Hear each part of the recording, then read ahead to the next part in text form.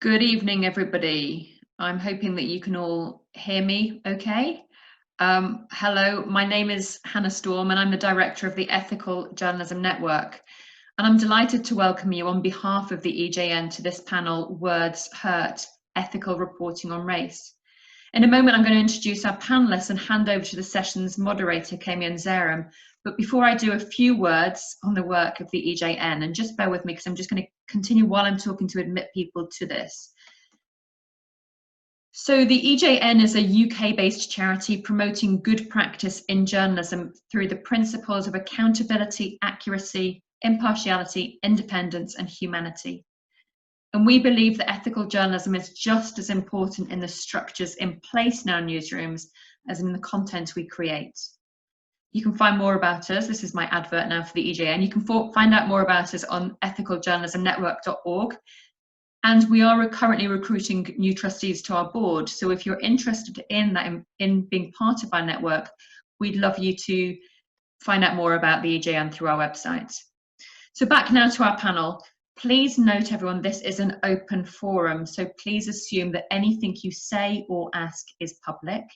We will stop for questions at 8 p.m. We'll have time at the end, so about half an hour at the end for questions.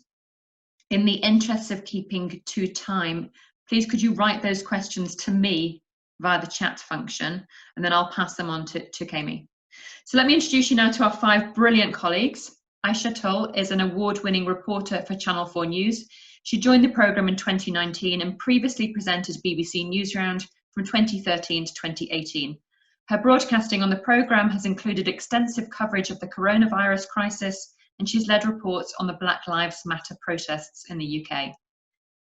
Daniel Henry is a BBC journalist and award-nominated documentary maker with more than a decade of experience in TV news across Britain's major outlets, Channel 4, ITV and Sky.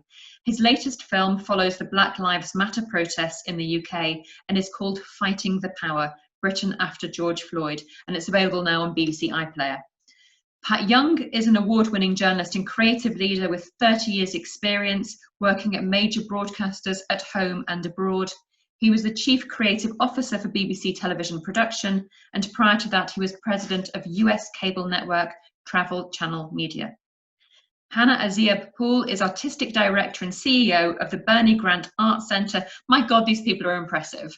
I'm reading this and thinking, wow. Eritrean-born Hannah Azia was previously the Senior Programmer for Contemporary Culture at the South Bank Centre.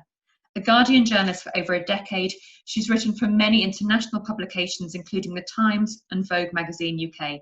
She's the author of 2 books, Fashion Cities Africa and My Father's Daughter. And finally, to the session's moderator, Keme Nzerem. Keme has reported from around the globe on issues from human rights and corruption to racial injustice. He covered the recent BLM protests in the UK, used to run the Channel 4 News Washington bureau, and followed the political rise of Barack Obama. As a Home Affairs producer for Channel 4 News, he won an award for a feature on poor mental health care for Black people. Keme is now a freelance correspondent, presenter, working mainly for Channel 4 News, and he runs a bespoke media training business. Keme is also a trustee for a national education charity working with disengaged youth across the UK. Keme, over to you.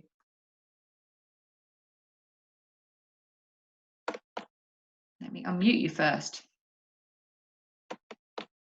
There we go. Hopefully that works. Thank you, Hannah. You did it. I got one of those annoying Zoom messages telling me that only the host was allowed to unmute me. So I wanted to second, Hannah, your lovely introduction. It is a real privilege to be joined by such eminent colleagues, some of whom I have seen obviously on the ground and been in the same newsroom as whilst covering the recent events. Some people have called it an awakening, if you like, but it certainly, BLM has forced many people to confront a lot of facts and realities about Britain and race in Britain that historically Britain has been pretty good at ignoring. And this has not been an entirely straightforward process for Black journalists or Black people in the media. Of course, I found it exhilarating, but also traumatic. And to that end, I'm mindful that asking people to surface stuff that is difficult it can be tricky. But with that in mind, I wanted to start with Ayshah, who, as you heard from Hannah, has been at the forefront reporting BLM and dealing with the impact of BLM and then COVID on Black communities around the UK. But Ayshah, how have the last few months been for you? What has the personal impact been on you? Thanks, Keme. In a word, well, in 2 words, extremely difficult. It's been, we've had months of COVID. We've been through the thick of it. I've been deputising for the health and social care editor at Channel 4. So whenever there's a COVID story, I'm also doing that as well. And then comes along Black Lives Matter and the George Floyd video. I actually remember being off when the video kind of surfaced, and I kind of read all around it, and I couldn't bring myself to watch the video because I just knew. I knew. And then when I did, I watched it for about 10 seconds and cried for hours because it felt so personal in that. Could have been dad, my brother, my cousin. I have cousins in Brooklyn, in New York. I have cousins in Orlando, in Florida. One of those cousins actually was sent to jail for a crime he didn't commit for 10 years. 10 years. This is so personal and it hurts so bad. And actually, I haven't really spoken much about like the personal side of things because I wanted to make sure that I was doing the story justice when I've been covering the protests here in the UK. And Keme, I went out on the weekend before you did down to Parliament Square. And my main aim was, you know, being a journalist, you run towards the danger. You absolutely want to be in the thick of it. You want to be there witnessing everything. And I had colleagues say to me, as a Black woman, do you really want to get in a crowd of everyone during COVID? You know, with figures saying you're twice as likely to die. And then I was like, absolutely, yes. I want to make sure I'm there. I want to make sure I'm reporting it fair and accurately. And I want to make sure that this is done right. You raise an interesting point because you referred to a story I did. I was in central London the day that the far right assembled, and they called themselves the Statue Defenders. And I was working with a very experienced team, 2 white colleagues, excellent colleagues, trust them implicitly. I've done a lot of football violence. I've worked in hostile environments a lot with far right agitators. My colleagues were convinced that because I was a reporter of colour, that I was being treated differently. Now, of course,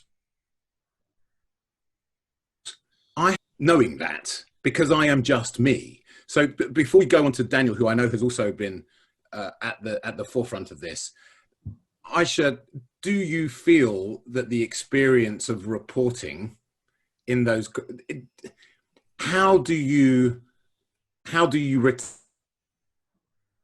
retain your objectivity? How do you do a good job when clearly you feel things differently? I do feel things differently, but that doesn't mean that I can't be professional, and that doesn't mean that I can't report in a fair and accurate way as I see it. When I was doing the protest on that first weekend, there were families, there were kids, a lot of kids, and I just spoke to all of them and found out what the situation was, as you do as a journalist, like what's going on, you know, have there been any flashpoints? I remember there was a flashpoint with a horse, a police horse kind of that bolted off, that happened around 7 o'clock. And a lot of the coverage after that was like, oh, this is now spiraled out of control. And in my reporting, I made sure that I was like, there was this little incident, but the majority of the things that I saw were like this. And as a journalist, I do that all the time. And just because I am a Black woman, I do have these things going on personally, but that doesn't mean professionally that I can't see things for what they are. And it's quite insulting, actually, when people say, oh, well, you know, you're going to see it that way. I've had stuff on Twitter when I've done stuff about police brutality, and it's like, oh, you're seeing it that way because you're a Black woman. No, my mum's actually a trainer for the Metropolitan Police. We are a police family. We have people that are in the police, in my family. So no, I'm not seeing it like that because I'm a black woman. I'm seeing it like that because I'm a journalist. And of course, many people would argue that the standard MSM way, if you like, white media way, if you like, of covering protest that involves black people or life that involves black people is to somewhat salaciously look for the violence, and it therefore becomes our job to centralize normality. And as you said, to talk about the young people and the families that had just gone there to have their voices be heard. Daniel, you made a brilliant documentary recently that Hannah mentioned, that made it to BBC One. Oh, you're muted. We need to unmute you. So I'm not sure if that's you that can do that or if that's Hannah. So hold on for a second while we figure out how to get your audio up. Hannah's working on it. I wonder if I can do it. Yeah, you're free. I'm free. You've been freed. You've been freed. You are in New Broadcasting House, so this isn't some kind of trick that the Beeb is playing to silence you. Apologies to our colleagues at the upstairs at the Beeb there. But look, you made a really, really thoughtful documentary. How did you approach that? How did you decide to center and validate black voices in that film? I think, well, the starting point was the makeup of our team. Black reporter, myself, black producer, black director, and that gave us, I think that gave us a real strength, because everyone that we approached while we were working, when we were at the protests, when they saw the makeup of our team, they knew that there were things that they could tell us as black people that we would understand and wouldn't be trying to, perceptions of misrepresentation.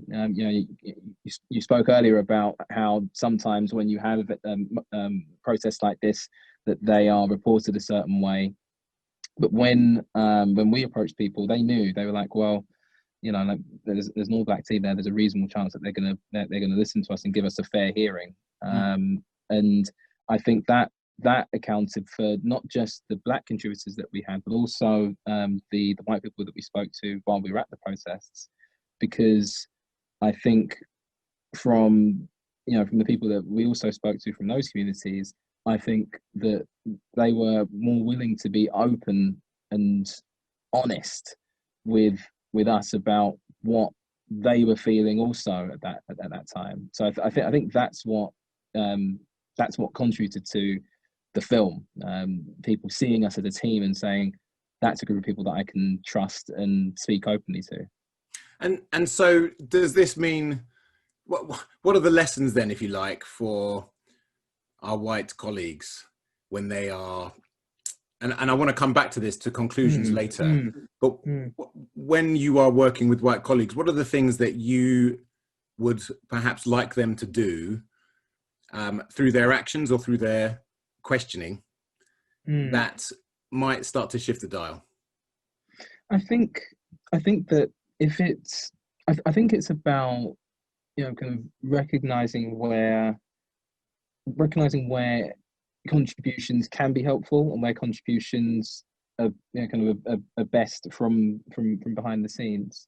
There are certain stories which just make more sense, and that you'll get more impact and get more out of your contributors if there is a shared history between the contributors and the people doing the interviewing. I think about stories that involve, I think about stories that involve, say, sexism in the workplace, and that yes, a man and a woman can have like a really kind of good conversation about that kind of thing, but that it's that you're going to get much more from someone who has experienced that in their life and can kind of listen to the nuances of what they've said and be able to say, okay, so what I'm feeling, what I'm hearing here is, and I've had that experience as well, and then you're getting deep into the issue.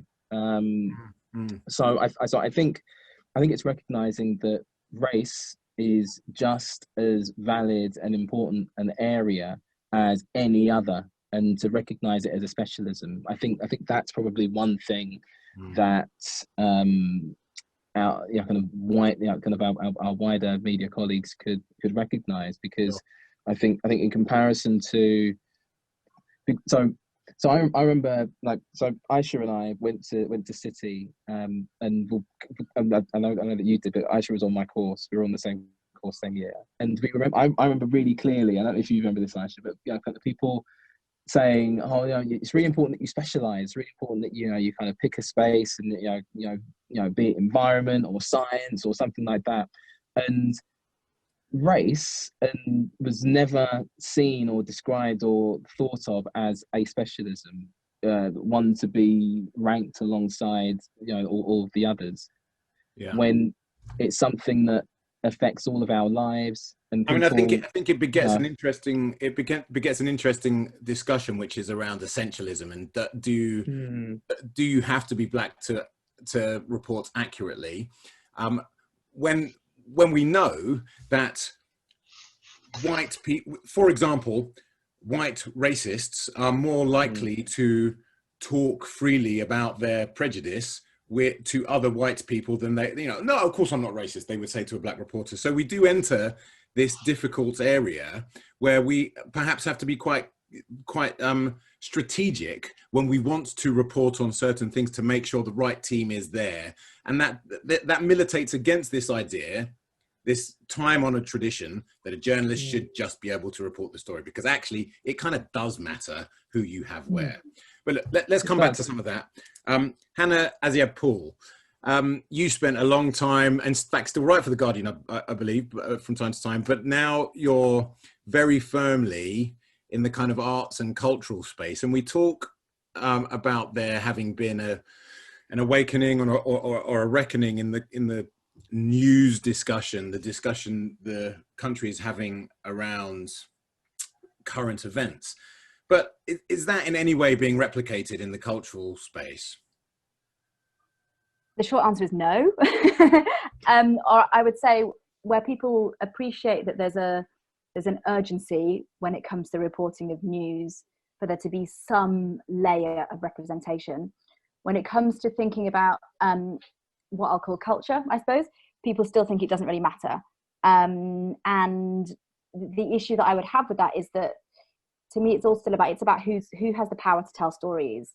And so what happens in the other areas of reporting, whether it's the arts pages, whether it's the arts programs and commissioning, the issue is that we are still getting a very monocultural version of what is life, and that all filters through. So the racism that you might see in the newsroom doesn't exist in a vacuum. It happens throughout our reporting, and who tells which stories. Just bear with me what I'm about to be. 1 second. So it's about to become a meme, so I just turned off the camera. 1 second. So so what happens? Okay. So what happens in those other spaces are still very much that the people who get to decide whose stories matter, and it's not even just that Black people aren't allowed power in those spaces, it's that there's a very narrow definition of that sort of storytelling. So within whiteness, it is very monocultural. We're talking about pitching to editors who went to a handful of schools still, who went to one of 2 universities. So it's not even that within the whiteness there is diversity, it's that the stories that tend to be told are still or considered to be sort of important. When people think of what's the canon even, it's still a very white, male, upper middle class version of kind of the original storyteller. And that's all connected to power in all those other spheres. And we saw some of the in-house, somewhat the hyperbole around Edward Enninful's appointment at Vogue, and it made a lot of people very uncomfortable. Exactly. Anytime a person of colour gets that power position, firstly they suddenly have to represent everybody, which is problematic, because like we don't all agree, and that has to be fine. And we have to be allowed to make mistakes, but we're not allowed to make mistakes if there's only one of us in a top spot. Exactly. And then yes, people are very angry. So it, again, sort of even what is or isn't considered to be sort of taste or high, the idea of like high and low culture even is so racialized. And so the idea of somebody else taking that space and deciding what is sort of culture is very challenging for people. Even being referred to as white artists or white storytellers gets people's backs up in the way that it doesn't when referring to black artists. Because white is normal, right? Right, exactly. White is normal. White is the baseline. Everything else is other. And unless you start from that position, it's considered to be challenging. And that is replicated when you are pitching stories, when you are like all the way through, that's replicated. And that's why culture matters so much in this.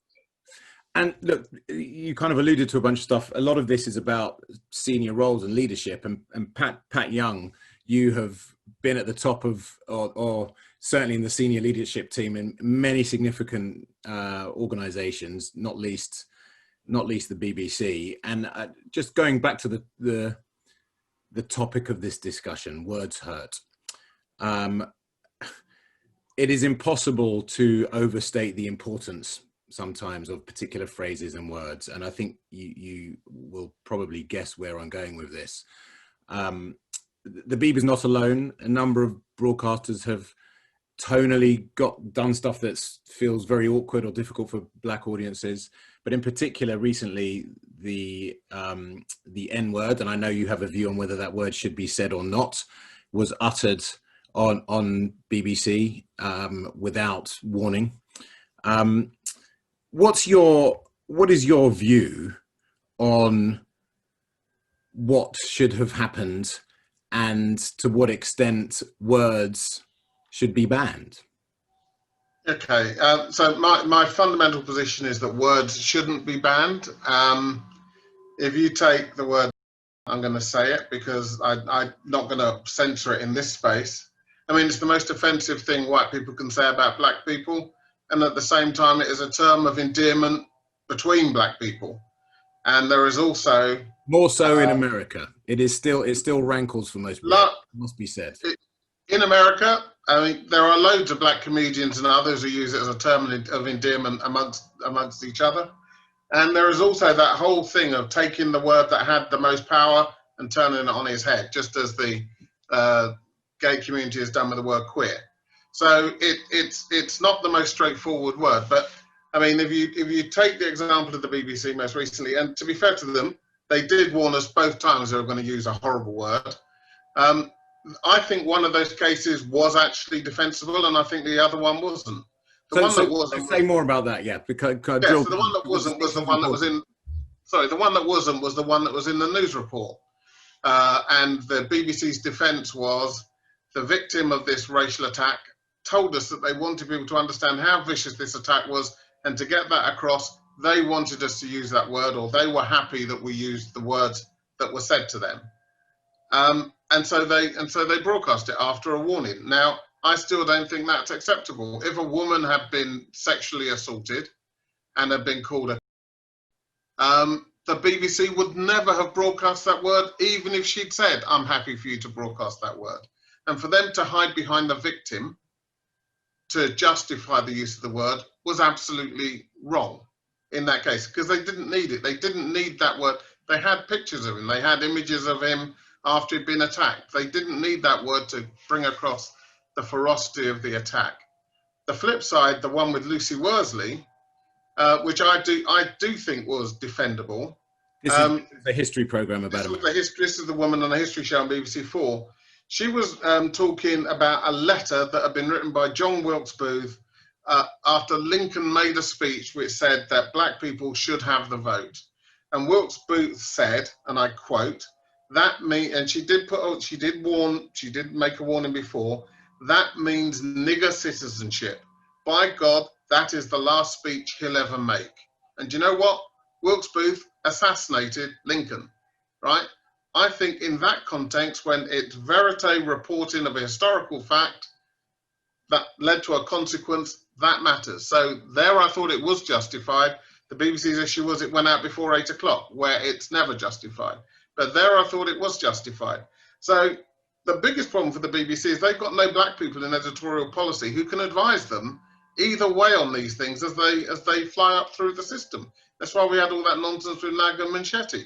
And, you know, if you think about the news report N-word saga, it only aired once on network news, and that triggered 18,000 complaints. And instead of somebody right at the, I mean, clearly, once it aired once, they realized they couldn't air it again.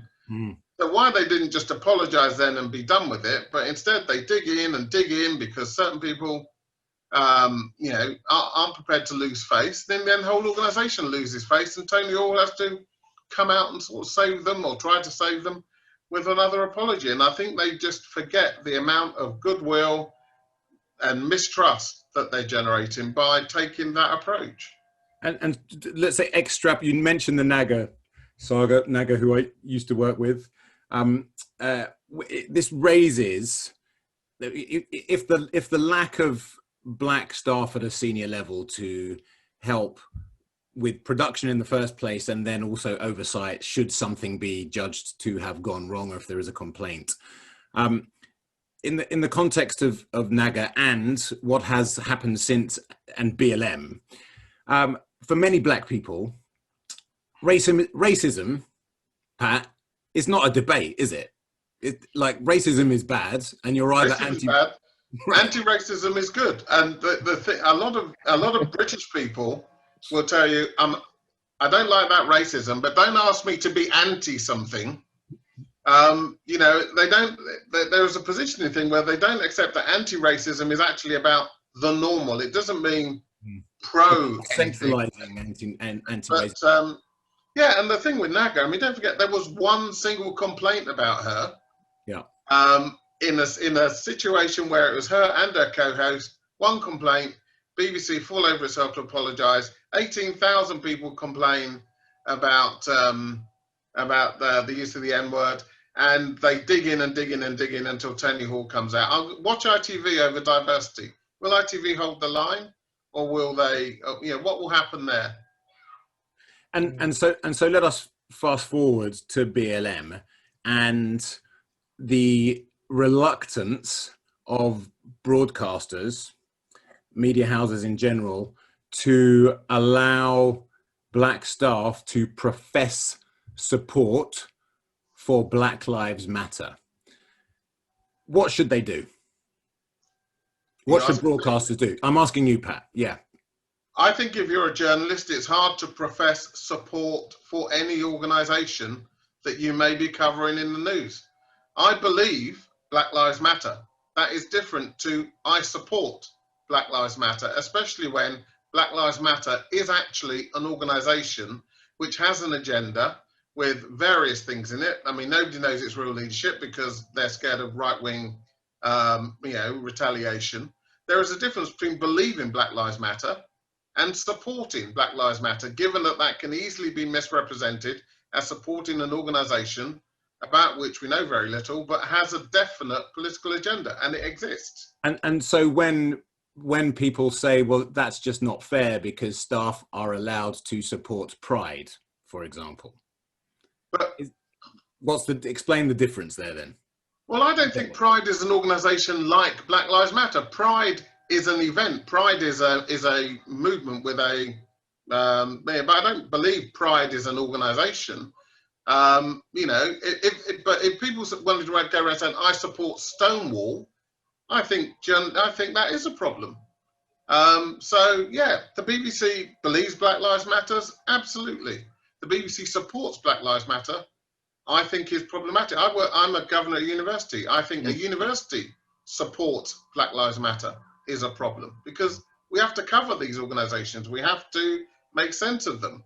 And how do you do that if you profess support for an organisation? I mean, I've just found out today that there's a guy called Joshua Virasamy, Apparently, he's the. Most people don't even know who he is, but he's one of the very few UK BLM leaders whose name is known. How can you support a phrase which is an organisation which has a leader that no one knows? I guess one of the problems is the grouping, which is a many-headed hydra, as you described, which doesn't really have a kind of clear and transparent leadership structure, has become conflated with the movement, the civil rights sensibility, and that is inescapable. Well, the problem, look, BLM has great advantages and great weaknesses. Its biggest advantage is that it is a modern networked organization, right? It uses social media phenomenally well, and anybody in the world can organize a BLM march. And if you can get people there, it's a success. The flip side of that is anybody in the world can say, I speak on behalf of BLM. You know, I speak on behalf of BLM Woodfield Crescent W5, and we believe W5 should be an independent state. You know, that's how you end up with Churchill and bloody 40 Towers and all that nonsense taking the headlines away from where it should be, because it hasn't got the discipline of a traditional organisation. Ayshah, I can see you nodding away to Pat there. What's your view on? We need to unmute you. Yeah, it's happening. We shall unsilence you. You are out. What's your view on how broadcasters, employers balance their staff's right to have a personal view on what is a human rights matter?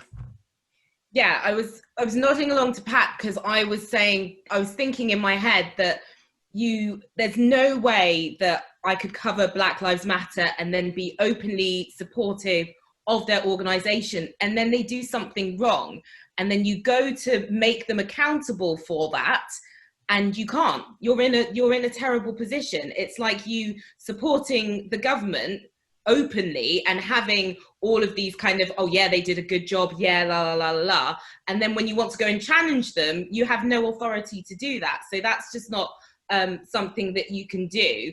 But as like a personal, you know, and as a Black woman, of course I believe that Black Lives Matter, and that's okay, and that's personal. But in professional terms, I could not do that, and I want to make sure that I'm holding everyone that I speak to accountable, because that's my job. Mm-hmm. And you know, it was quite moving hearing you, Ayshah, talk about the impact of the last few months. And a question for Daniel. And we spoke earlier about the potential trauma in asking people to share their experiences of racism, which perhaps is not dissimilar to asking survivors of sexual violence to tell their story. It can be deeply, deeply difficult for people. After the BBC broadcast, and this is a word that I don't say, unlike Pat, I don't say the M word, despite being half American. You wrote a paper, didn't you, about the way broadcasters handle discussions on race. Tell us your conclusions, what you came to, how you want journalists and media houses to manage these difficult discussions. Well, for me, it's quite simple. I think that what we've seen in the last 10 years or so, when it comes to discussions about mental health, we've come on leaps and bounds. When we discuss mental health in broadcasts, always followed up with if you're affected by that, there are these organisations.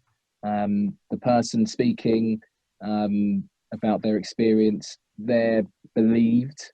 So when if somebody comes on the Today programme or any other outlet and says something like, I suffered with anxiety for years, well, the presenter's not going to say, no, you didn't.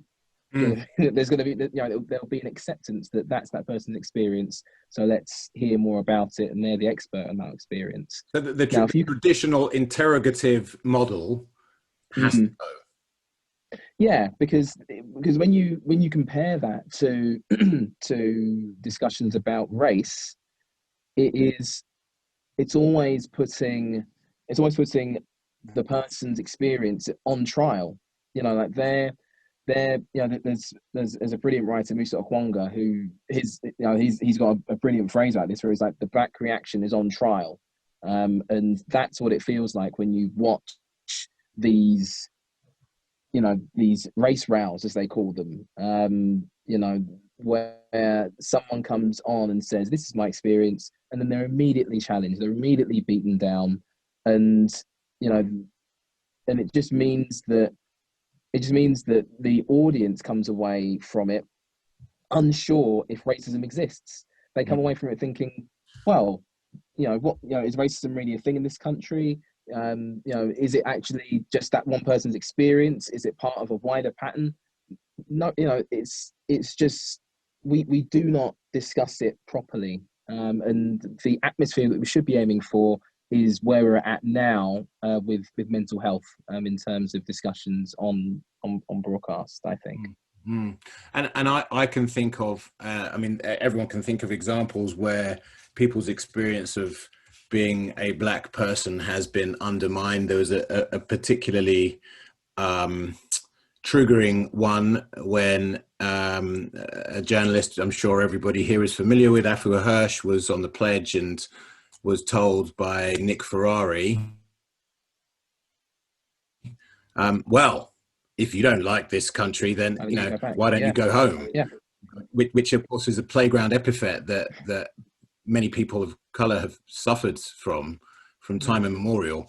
But I raised that particular incident, Hannah, Ayshah Tull, because actually many of the most accomplished and vociferous campaigners in this space are black women.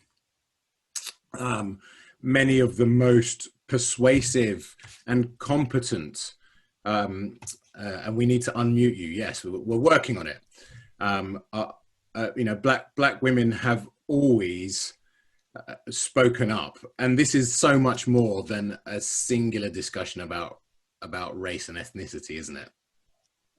Yeah, absolutely. You mentioned Afua, for example, and I remember when she got the gig to be the Guardian's Africa correspondent, and that was considered a really big moment. The idea that somebody of African heritage, a woman of African heritage, would be based, also not based in Joburg, but based in Accra, that was considered to be a really big, seismic shift in the way that the continent was reported, because it wasn't what most, and by most I actually mean most white people, think of when they think of a foreign reporter. It's a white man, and they are generally based in a certain, they're generally based in South Africa. They're generally not from the continent or of the continent in any way.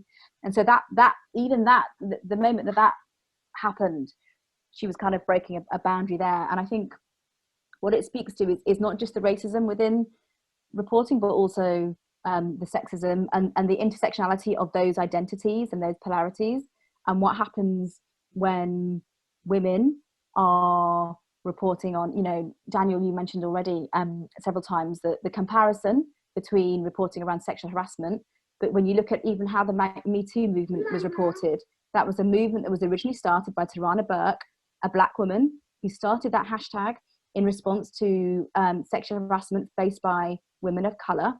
But it wasn't until the Weinstein story broke, and then it suddenly snowballed and became this kind of white Hollywood moment. And so again, we are constantly invisibilized by the fact that so much of reporting is from the mouths of white men, that black women are facing the kind of the double challenges. And of course, we exist within the world as black people, but there are those intersectionalities, those multiple identities that we carry, whether it's to do with socioeconomic class, whether it's to do with gender, sexuality, ableism. They are all existing within our bodies and the spaces that we inhabit when we are reporting and when we are storytelling. Mm. And another example that is often overlooked, as far as I'm aware, correct me, anyone here if I've got this wrong, the first documented example of Black Lives Matter being a thing was female basketball players in the US. It was the WNBA who. But look, I'm curious that we talked, Hannah, Aziab, briefly earlier about to what extent things have or haven't changed, and we're working on unmuting you, so don't worry because you've become muted again.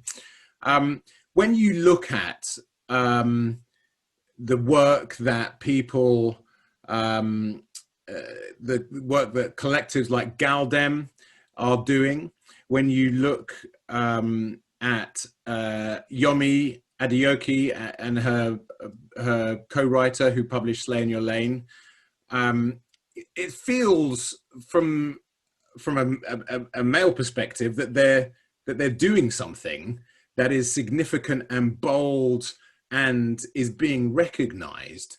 But what's your view on whether it will forever be sectioned off and separate, and is that a problem?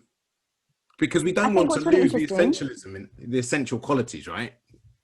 So we don't, but I think what's really interesting and to my mind exciting about spaces like Galdem and writers like Yomi is that they have circumvented the mainstream space. Where it becomes challenging, I think, for some people is to do with what constitutes journalism and what constitutes kind of commentary. But what those spaces have done very successfully is created platforms and given voice to stories that are stories that are not heard, stories and lives that are invisibilized. And in doing so, they have remained relevant. And that's the key problem with the mainstream press at the moment, is remaining relevant. And perhaps if the mainstream press had done a better job of remaining relevant, and I'm not just talking about the reporters and the people in front of the camera, it's the people with the power and the decision makers as well. If those organizations had been more relevant, then they might have done a better job of sort of remaining around and gathering the new audiences. Because one of the reasons I would say places like Galdem speak to new audiences is because they are fully intersectional. It's not just about young millennials. It really is about speaking to or reflecting that the world that they sit in. And if we're so Pat Young, I just wanted to go back to some of the events that we have seen recently.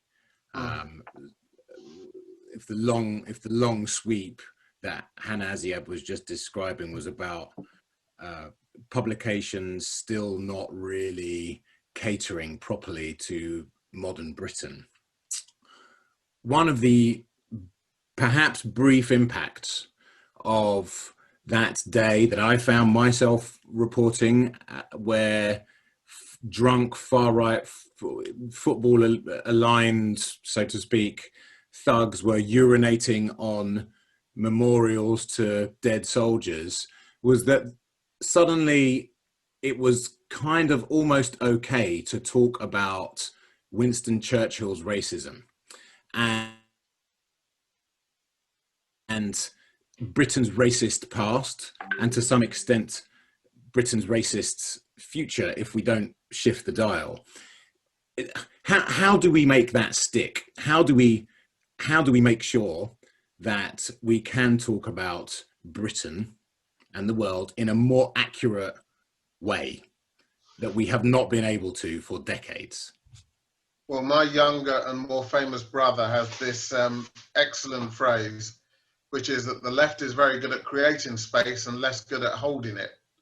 We have created a space to have some of these conversations, but the challenge is, how do we hold on to it? And I think we hold on to it by not being deflected. I mean, one of my big criticisms at the height of BLM was suddenly we're off talking about Churchill, and we're off talking about Fawlty Towers and Little Britain, when actually BLM at that moment was about policing, and we could have taken it to schools and prisons and really shift the argument on the things that affect the masses of black people as opposed to being shunted into cul-de-sacs where the right actually has a very firm, very populist position where we will struggle to get a voice. Once you're on Churchill at the moment, we don't have the power in numbers or argument to yet take on Churchill. Why bother?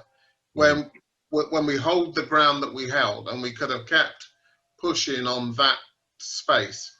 And so, I mean, as much as I'm infuriated somewhat by the diffuseness of BLM, it has created a genuine space. And the women authors we're talking about, those books are being optioned. I mean, I tried to option an American book that's been out for 10 years, and it was at auction. You know, suddenly there is a space where, and to be fair, I mean, what's been interesting about these demonstrations, there have been many more white, those used to be black people's demonstrations. These demonstrations have been different. And they're remarkable, aren't they? The complexion is very young and very mixed. And if you look at some of these events in America that we'd probably disapprove of people haranguing diners and all the rest of it, that's mainly all white people out in the name of BLM. I don't know if they're Trump stooges or whatever, but you know, what's interesting is that the volume, that the racial balance of the protest shifted. Organisations, you know, BBC, Channel 4, Sky have put £100 million down. Channel 4 have set up accelerator schemes. This has moved things in a way in which other things haven't. The question is, can we push through, and can we then pull a group of people? You know, I'm nearly 60, right? My days near the front of this thing should be over. There should be, you know, we need to pull that next gen through to keep it moving. So this is, you know, we're in a moment. But the question is, can we capitalize on it? Well, you know, and I absolutely take your point about not getting distracted, you know, by focusing on the real and the practical and those matters that impact real lives. But it has to have we have to win the intellectual argument as well. So in redefining, I mean, no one in their right mind is going to stand up and say, look, what we should forget that Winston Churchill defeated the Nazis. The Nazis needed to be defeated. They were an evil scourge. But telling his history in full surely is necessary for a better understanding of modern Britain. So therefore, the question becomes, where does that discussion need to take place? Well, that discussion needs to take place in schools, and that's why BLM focusing on education as opposed to Churchill's statue is an end point. It's not a beginning point. You know, that is at the end when you've made the case. I mean, the thing about George Floyd was the case was made, right? We didn't have to make the case. It was made, and it wasn't just him. There's also the guy. I mean, what was interesting to me, it wasn't just him. There's also the guy in Central Park. Yeah, the bird watcher. The bird watcher. And yeah, personally, I'm much more likely to end up where he is, asking someone politely to follow the rules than under the knee of a police officer. And that's why I think across the spectrum, black people were moved by that sort of series of events. So I'm not saying we don't do Churchill, but I think that David Olusoga is, to me, running a model campaign in taking it all the way back to basics. Here's a house in Bristol. It looks like a house to you. Actually, the person who owned it made his money on the slave trade. And guess what? The person who came after him did too. And it's like a, you know, layer by layer, we peel the onion. There's no shortcut to this. I'm always, James Baldwin, in The Fire Next Time, it started off as a pamphlet, I think, for Progressive magazine. He said, for white people to accept the reality of that black people are their equal, means moving the equivalent of moving their North Star. And the disorientating effect of that is such that even people who know better will probably cling on because the fear of losing and being disorientated is too great. So we've got to find a way of taking them with us. And so allyship is equally important to me. You know, you don't win this one by bashing people on the head. You've got to take people with us. We've got to win arguments. We've got to be intellectually confident that our case holds water. So let's just talk a little bit more, because we are nearly at 8 o'clock, which is when I'd love to turn it over to questions. So if you have, I know you will have questions, please send them to Hannah Storm, and she will send them on to me. But how we get there then, and how we win this argument, let's remember the title of this talk, Words Hurt, and I'm going to start again with Ayshah. I've had this discussion with lots of people who have to routinely describe in their work, because they are reporters, the assaults by police on black people, which sometimes, as we know, end up in death. Call them modern day lynchings, what you will. Ayshah, what's your view on the use of the term unarmed black man? See, I think it's troublesome in itself, because you're then kind of suggesting that they had a weapon, or that I just don't like that term in itself. We wouldn't say unarmed white man. We just wouldn't do it. So why do we say it in that instance? And you're already kind of creating a weapon in people's minds when you use that phrase. It's really interesting. In a lot of the reports that I've done recently, I did one where I had to look back at the relationship between police and black communities from the 80s to now, and I did it in a 2.5 minute package, because that is TV. But what was really interesting was the archive, and how reporters at the time used language, and the language of mobs and angry and aggressive black men in, the 80s and the riots that we saw there. And I was really struck by the language they used and the language that I use now, and what I would use to describe things. And I'm really careful. If something's a riot, it's a riot, okay? But if something's not, then you calling it that kind of puts something on that, and you're adding something that you don't need to add. And I'm really careful when I'm doing that, because I just want to make sure that I'm describing things in the right way and in an accurate way. And Daniel, you're writing regularly. Are there other words that you think we need to reassess? It's funny. I mean, I've done certainly some reading about that particular set of words, unarmed black man, and even sometimes some of the reading I've done has even got me kind of reassessing, even if there are times when we even need to say the word black, because that becomes a weapon.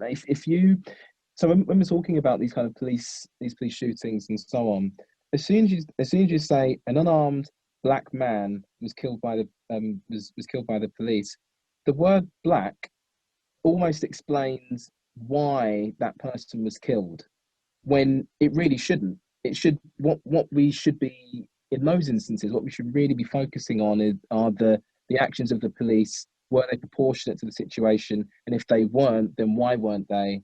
But what we get when we put that sequence of words together, we are then immediately focused on, I guess, kind of like the racialized, excitement's the wrong word, but then kind of like the racialized sense of what happened, and like, when we're obviously going to see who this person is at some point. But Pat, language, American English and British English is not the same. Do you agree? I'm just going to be honest. I don't feel that I hear the words unarmed black man in UK news coverage.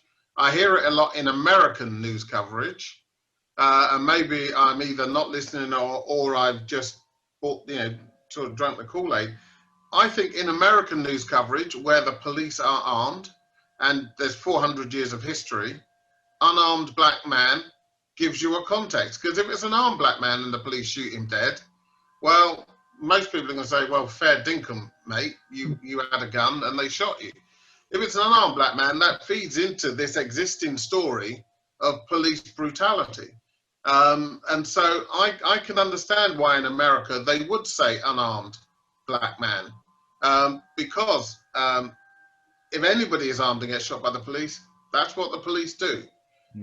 So I do think in America, given its specific racial history, that doesn't bother me. If it was happening in the UK, and I can just honestly say, I don't hear it in news reports in the UK. If it is happening, yeah, I'd be worried. And you know, maybe the ears need cleaning a bit. But it's not something I've heard in the UK, and certainly not heard in a way that bothers me. And Hannah, Ayshah Tull, from unarmed black man in the hard news sense to tropes and words that you routinely see deployed in art and cultural crit, what are the phrases that really either rankle with you or you just think need more sensitive use and thought around? Okay, so we've only got 10 minutes of this bit left, so I won't give you the full list of words that really rankle me. But it's long, trust me. And that speaks to where we started in talking about the importance of culture, because I think it's so clear how little language critics or so-called critics have when reviewing or supposedly critiquing work by black artists. So the tropes that often come out, people talk about the work being brave, people talk about it being important, people talk about it being generous, they talk about it being nice. And these are critics who have like reams and reams of deep critical thought and experience, but they are so unable to kind of to grasp what is happening in those moments. And often work is, if it's featured at all, it's infantilized. So work by black artists is infantilized, and black stories that are infantilized if they are even given space and oxygen. And one or two artists are able to sort of push through that, authors and artists in all spaces. Every so often you will get a Chimamanda, you will get a Zadie Smith who kind of breaks through. And at that point, they are considered to be transgressing race. So you're never allowed to discuss race. Actually, it's also similar to what Daniel was talking about earlier on. When you are reporting or writing about race, either that has to be your specialism, and therefore there's this question about whether it's really art or whether it's really a specialism. But we're not allowed to write just about love and joy. It always has to be a kind of deeply traumatic story. And when we write those incredible traumatic stories, they are never considered to be part of the canon. And again, that speaks to there not being enough people of colour reporting and writing about the arts. I have been, to that point, in the fine art world, I have been enjoying the recent posts that Echo Ocean has been putting out of a lot of West African fine artists that just... one of the things as black people, we're not allowed to be ordinary. We're not allowed to be just kind of a bit dull. You know what I mean? And I'm not describing the art that Echo's been posting as dull in any way, but it portrays a beautiful, tender normality, a banality that is, it is so nuanced that allows us to be our full selves. You know, yes. which is so beautiful. It is, and you know, when thinking about work from across the African continent, for example, one of the reasons I went freelance was because I got so frustrated at if I went to an editor with an interview with a South African filmmaker and they went with it. If I went, and this actually happened, I went back to the same editor like 2 months later with a Congolese filmmaker and was told, "Didn't we just do that?" So that the scope is so short. Thing from Africa already. It's like, no, they're completely different parts of the continent, different filmmakers. Surely that can be okay. And that's why, so that gaze, that white gaze, and it's what Chimamanda referred to as the danger of the single story. The notion that we as creatives are somehow limited to our race is obviously deeply problematic. Panel, thank you very much indeed for your incredibly thoughtful and nuanced and personal responses to all my questions. And now it is time for us to hear what our viewers have been asking. So I've got this, Hannah has very kindly forwarded everything on to me. So if you bear with the kind of inelegance of me reading off one screen into the camera, I'm going to start with a question, which is to Hannah, if you're still there. Hannah Aziab, you're still there. Brilliant. Hi, Hannah. Oh, sorry, I apologize. This is a question for everybody. So I'll figure out who it's to because it was directed at Hannah Storm. Near the beginning of the discussion, we described a journalist interviewing someone about an experience will likely do a better job if they themselves have had that experience. For example, a black journalist interviewing a black person, a woman interviewing a woman. As a journalist, what work should we be doing when we're interviewing someone whose experience we can't identify with, such as a white journalist interviewing a black person about their experience of racism? What work can we do to ensure we're accurately and fairly reporting on them? That is from Rosa Saba. I'm going to send that to Daniel, actually, because I think that fits really neatly with the paper that you wrote. Yeah. I mean, so I think that in those situations, it's about the person recognizing and being open with what their limitations are. So being able to say to that, so you're speaking to the contributor, hearing their experience, and then being able to, that they tell you something, being able to kind of say, I've never known that to happen to me as a white person. That's not, I've never experienced that. Tell me more about that. Rather than seeking to undermine it or challenge it. Yeah, because I think that is the common thread of how these discussions can go. It's seeking to prove that person's wrong, whereas what we need to do is to encourage a space where, one, there is an empathy to be able to say, look, this is I don't recognize that experience, tell me more about it. And also being able to kind of come to those discussions with the best facts that you can get available. You often, if you're talking about, let's say you're talking about sort of police brutality with somebody, or educate racism in education, or whatever it might be, hearing what their experience is and being armed with the facts that are available and out there will, that will overcome, not overcome, but it will help you mitigate the gap between not having the experience. And I think that often there's not enough, people go to these things with not enough research. They're not prepared to kind of look these things up, just because it doesn't necessarily affect them directly. And that's something that really needs to change, I think. Patrick, you'd like to add? I absolutely, empathy, preparation, facts. There's also something, as black people, we've grown up in a white world. We understand white Britain very well because we've lived in it as a minority. I do think, therefore, I mean, as white journalists, you need to look, how many black friends do you actually have? Often when I was in the newsroom, I was everybody's only black friend. And so whenever there was a question about the black experience, they'd all come to me. That wouldn't need to happen if they themselves had a wider friendship circle. So there's a bit also of what you can do yourself, which is look at your friendship set and think, does that reflect the country that I'm covering? And what can I do to change that friendship set? I'm not saying you go out like a sado and just adopt a black person, but it raises a question about the life you're living and what sort of bubble you're in. So, I'd also say that.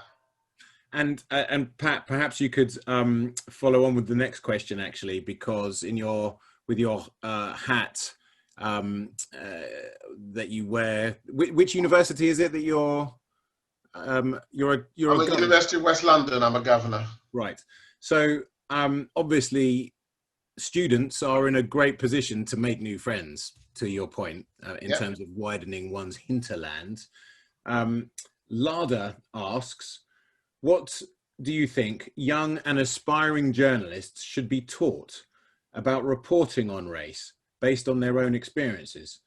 Are there key messages or skills that educators should pass on to journalism students? So I think fact, to me, fundamentally, facts matter, right? You have to get the facts right. Also, as a journalist, if you're going to South Africa on assignment, you would get a couple of books about the history of South Africa and you would strive to understand it before you got there. I wonder how many journalists in the UK actually understand Black Britain. You know, it's only 50, 60 years of history in this country, but how many of them actually understand that? And then the third thing is focus. I hate it when I see and people saying, "Oh, he's a racist," as opposed to what he said was racist. So focus on what people say and do, and don't sort of impose your opinion on why they did it. Let their words speak for themselves and focus on the words. But often you see people drifting into motivation. Leave the viewer, the reader, to work out the motivation. You accurately report on the words, and you can give an opinion on the words, but stay away from people's motivation. Ayshah, we'll start with you for the next question, and I want to go round everybody for this. Zara asks, how can white journalists be better allies? They could check in on their colleagues a little bit more. I know in our newsroom, it's been really, really busy and really, really stressful, and everyone's been doing lots of things, and our newsroom are generally quite great. But I remember with Black Lives Matter and me seeing the George Floyd video and being just generally quite just upset and not myself. I'm quite bubbly. I'll go up and talk to everyone. You cannot shut me up. But I was really quiet for a good couple of days, and it took a while for anyone to kind of realize what was wrong or what was going on. And it was only until our head of foreign, Liliane, actually kind of said to me, "Are you okay, you know, with everything that's going on, everything you've been doing and everything you've been reporting?" I said, "Actually, no, I'm finding it quite tough." And having that space to actually be able to talk about it. And we don't do this as journalists enough. You kind of like put on a brave face and you know, you watch all this awful footage coming out of God knows where and you get on with it. But actually you do need to decompress and talk about it. And it would be really, really good if more white colleagues did that, as opposed to just finding out, you know, as opposed to just kind of getting information from you on a certain thing, just finding out, hey, how are you? How are you doing? That would be great. And you speak a deep truth there. I'm one of many Black journalists I've spoken to. I can't watch these death videos in the course of my work. Sometimes I have to, but I really try not to. I find it deeply upsetting. As you described, Ayshah, that could have been someone I know. And whilst Pat's point about we look at our professional lives and we're more likely to be the bird watcher, you still never know. And we all have in our families and on our wider relationships these risks and these worries. Hannah Aziab Tull, how can not just white journalists but white colleagues who are storytellers, fellow storytellers, curators, producers of culture, and we need to unmute you, which we're doing. I'm getting better at this. There we go. You're in. Thank you. So allyship. I think whilst yes to checking in, I would also warn against expecting your one black friend, if that is what you have. Also feel like I was a lot of people's one black friend. I'm not sure I'd ever been to those people's houses, so the definition of friendship was a kind of fluid one. But also not expecting them to do the work for you. You must do the work yourselves. There is plenty of reading. There are plenty of things you can listen to. So I think I've gotten to a point where I'm not interested in having those conversations until I feel that someone has done the work themselves. But also I think allies should be speaking to each other, you know. And so the problem with regards to structural racism exists within white spaces. So white people need to speak to each other and sort it out. we understand it, we get it, we are anti-racist already. So it's for you to do that work. I think the idea that, you know, we should all be sort of spoon feeding is problematic, and actually adds burden and adds emotional labor. Black journalists are expected to be journalists and also kind of informal unconscious bias trainers within the same space, within their newsrooms, and that's also really difficult.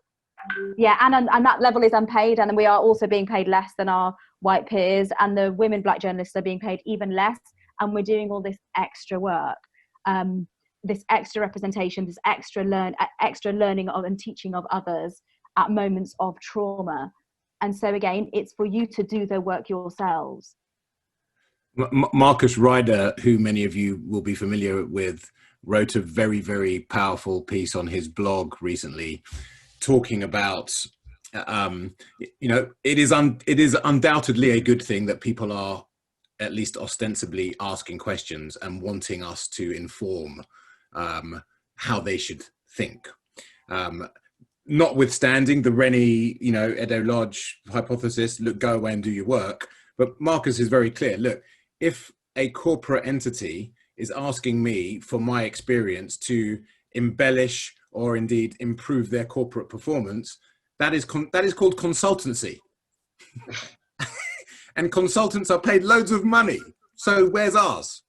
If, on the other hand, we are being asked to contribute to a public discussion which shifts the dial for everybody, that is about a public good, that is a slightly different matter, and it is for all of us to figure out how comfortable we are with that. But essentially, it is a conversation that's going to happen anyway, and either we're part of it or we're not. So, you know, don't forget my suggestion to Zara, was it Zara? I can't remember, I'm sorry, who asked the question about allyship. It was Zara. If you are asking Black people for their views on a professional basis, then you might want to think about paying them for their views. Daniel, how can your white colleagues be better allies?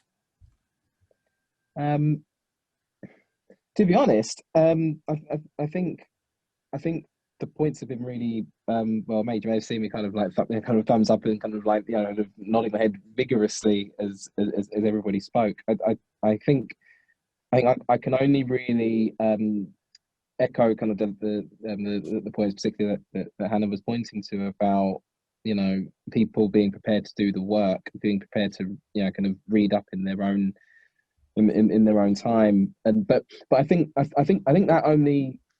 typically comes where you have some sort of investment in the person.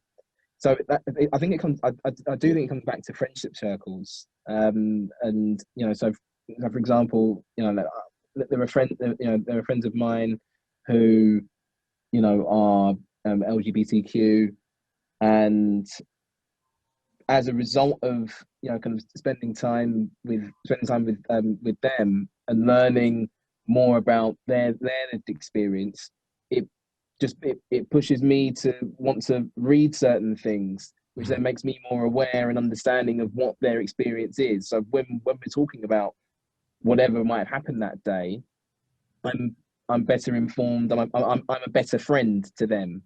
And the same thing, you know, that, you know, they'll kind of read certain things and listen to certain things, and they're a better friend to me.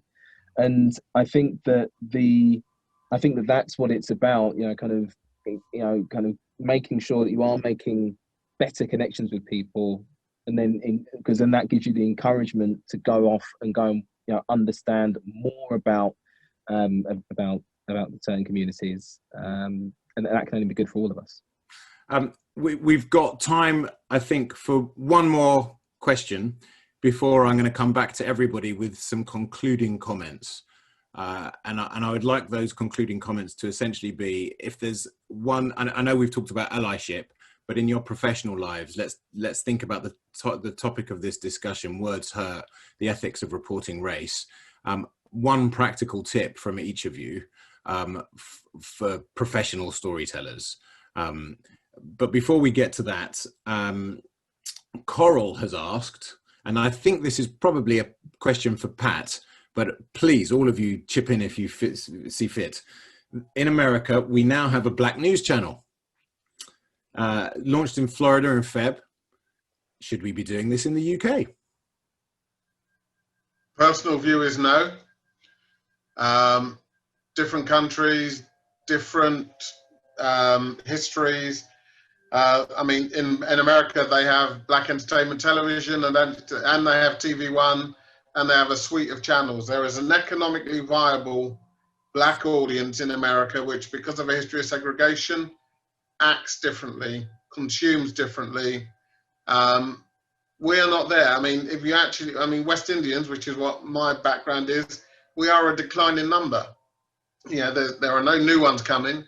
A bunch of us, especially the boys, are all marrying out and breeding out, and the generation dying. So, and I think to throw us all in under black, you know, if you put West Indians and Africans and their descendants, you're talking 2% of the population. A friend of mine said that, you know, this business isn't called show friends, it's called show business. And there is no way you run a viable news channel on 2% of the population, 80% of which live in London. You know, probably the real question is, how do you make BBC Newsroom South East, ITV's local news, more reflective of the communities that they serve, and the Evening Standard? That's probably a more realistic question to ask, in my opinion. And then by all means, have your podcasts, have your double down newses, have your attitudinal things going on that people can sign up to. But for me, in the UK, it'll be a step backwards.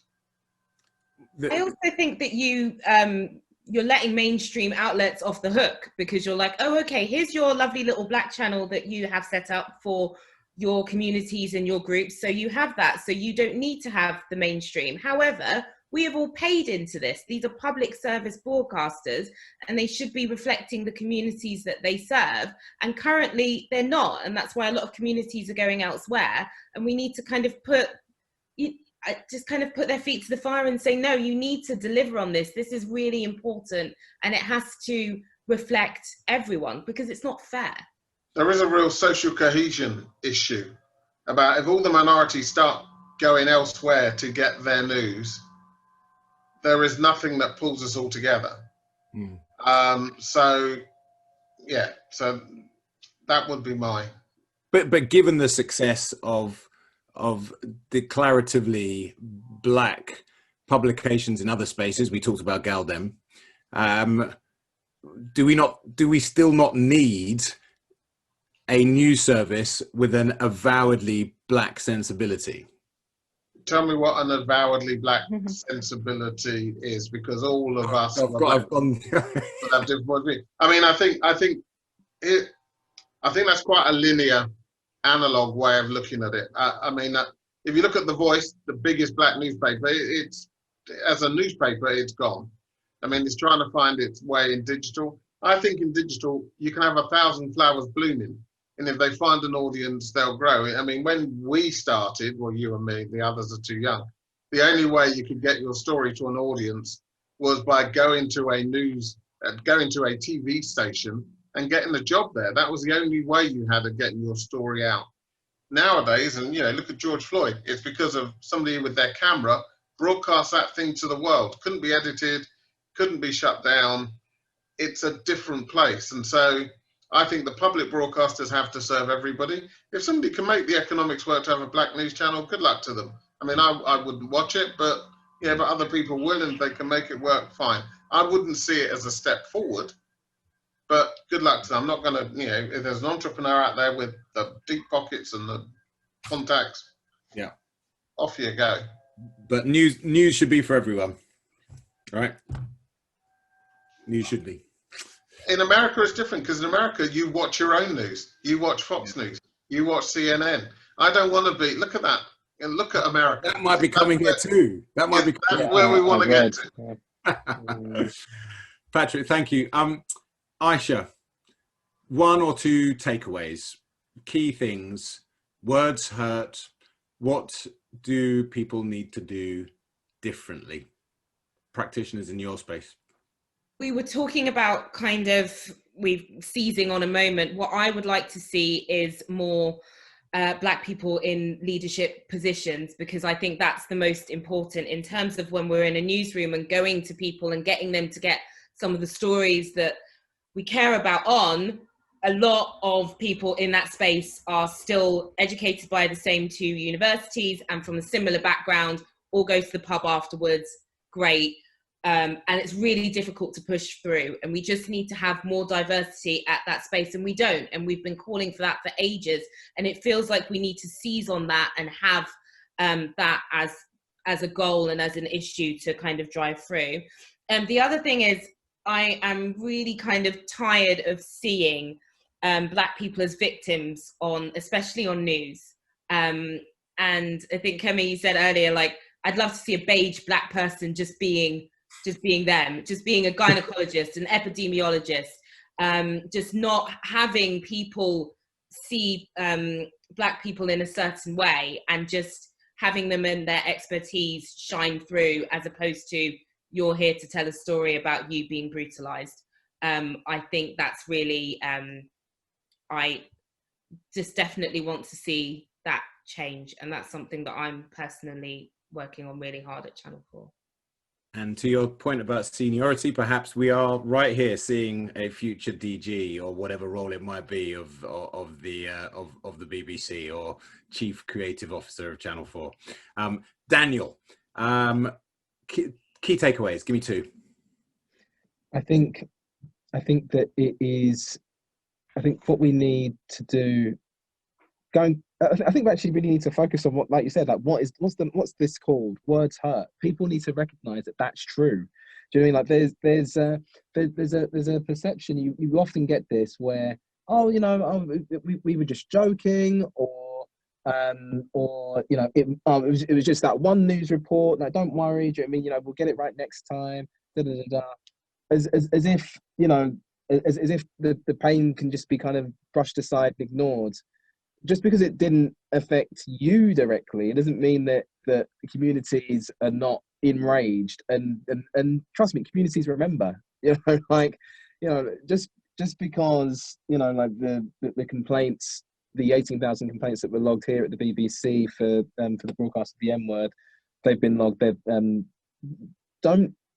We can't assume that that's the end of the story. You know, like, there are going to be people for months, years, who are going to be looking at the BBC in a completely different light as a result of like these things. So we have to take it seriously when it comes to language and how that affects minorities. And Hannah, Ayshah, Paul, as a wordsmith, you will no doubt agree. But your takeaways. Yeah, absolutely. Words hurt and power matters. I would echo Ayshah's point, which is, if you're running somewhere, if you're running a mainstream news outlet, if you could stop offering Black people mentorship, but instead start promoting us, that would be great. And if you're a journalist, I would think deeply about whose stories are you not telling, and where do your own unconscious biases lie, because you will have them. And it may hurt to go there, but you need to think about that very deeply, because it's affecting your ability. We've spoken quite a lot about whether or not race impacts somebody's ability to be impartial. Just because you're white doesn't mean you don't have a race, and it doesn't mean it doesn't impact your ability to be impartial. So think about your own unconscious biases and try to correct or overcorrect that in your reporting. And Patrick? I would say... you have the last word. Well, thank you. Take responsibility, and especially if you're a television journalist, television is drawn to visuals. Fires are more exciting than people quietly walking down the street, which is why marches turn into riots. I do think also the TV industry, and this is something people can do themselves. I don't need to see George Floyd under that guy's knee ever again, but a lot of those images are used like wallpaper, and notwithstanding just the number of times I open something on social media and it's a Black person dying, just boom, there it is. So take responsibility, and if you hear racism in the office, You challenge it. Don't wait for the black person in the office, if there is one, to challenge it. The second thing is try and stand in our shoes. Just because something has always been done the same way or looked the same way, every now and again, just ask your black or Asian colleagues, what do you think? How does this look for you? And just because their answer is different to your answer, don't discount it as something lesser, but actually explore whether by looking at it the way they look at it, you've got a whole new angle on the story. Because one of the reasons so much of this stuff is so milquetoast is that people, groupthink is taking everybody to the same place. Diversity of thought and diversity of opinion is about being offered other ways of looking at stories. And our way of looking at it is potentially equally as valid as anybody else's. So those would be my two. And you're absolutely right. Creativity is at a premium right now when eyeballs are so valued. If you can offer new perspectives and tell stories in a different way, then that is good for everyone. And to your first point, I was really struck by a comment that Patrick Hutchinson made, the guy that I'm sure everybody has seen, the photo of him pulling the drunk Millwall fan out of the melee after the disturbances in central London. And I wouldn't for a moment equate the actions, the role of Patrick and his friends as anything akin to the police who stood by when George Floyd was killed. But he said, if only those officers had intervened in a way that me and my mates got that guy out. Again, it's not the same situation, but if they had intervened, then we perhaps would have one less dead black man, unarmed, or however we want to describe him. Panel, you've been brilliant. Thank you so much for your time and your insights. Thank you so much for the questions. Before I hand back to Hannah Storm, I just wanted to flag to everybody, if any of the discussion, you have found it difficult in any way, please talk to someone about it, and you can actually go to Hannah, and she can direct you for more resources. Hannah Storm at the centre.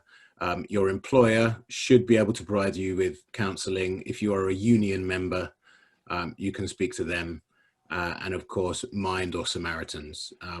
The experiences that lots of black folk and potentially white too, I don't want to discount anyone's experience here around race, can be deeply, deeply troubling, and talking about it is really important if you need to do that. Thank you very much indeed for joining us. I've really enjoyed the discussion. Thanks to the panel, and back to Hannah. There's not much left for me to say. It's been so thought-provoking and so many really brilliant practical takeaways. I'm just overwhelmed by how interesting this panel has been. I'm hugely grateful to Keme, to Ayshah, to Daniel, to Pat, and to Hannah. Just reinforce what Keme said. Find someone to talk to if you need to talk. If this panel has been of interest to you, and we hope it has, we will have another panel on October the 12th. Today, some of you may recognise, is World Suicide Prevention Day. We will be talking on October the 12th, which is the week of Mental Health Awareness Week, about how can we better cover suicide. So that's going to be a really interesting topic, and touching on ethical issues there as well. So once again, thanks ever so much to everyone. We will try and share some of the resources, and this should be available, this recording should be available as well. Thanks again then, bye-bye.